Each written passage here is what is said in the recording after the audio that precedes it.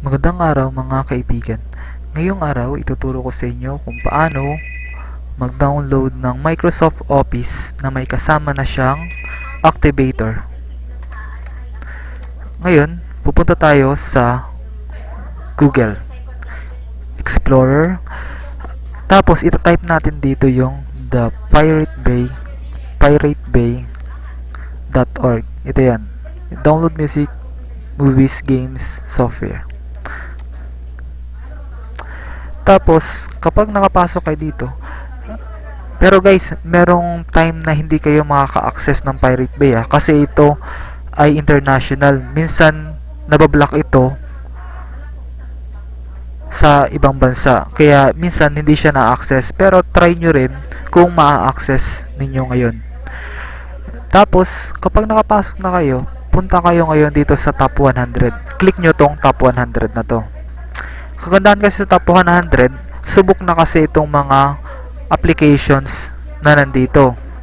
Tapos, pupunta tayo dito sa applications, Windows.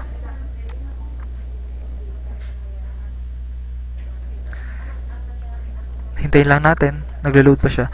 Tapos, pumunta tayo dito sa pinakataas. Kagandahan kasi dito, marami na siyang shaders tsaka leechers. Ibig sabihin, is marami nang naka-download at marami nang sumubok dito sa application nito.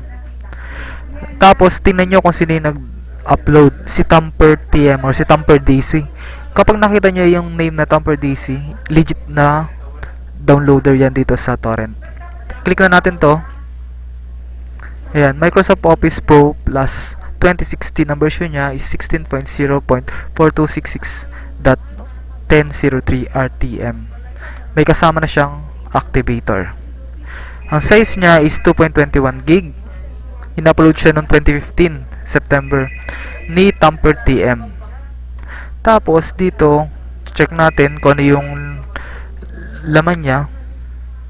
Tapos, click natin itong Get This Torrent. Tapos, lalabas to, Open uTorrent. Tapos, lalabas to.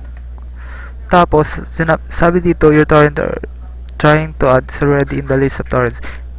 Ang ginawa ko kasi, dinownload ko na siya para makita ninyo kung saan siya pupunta. Pero, dito rin siya pupunta in case na maklik nyo yun. Click nyo lang to. Yes.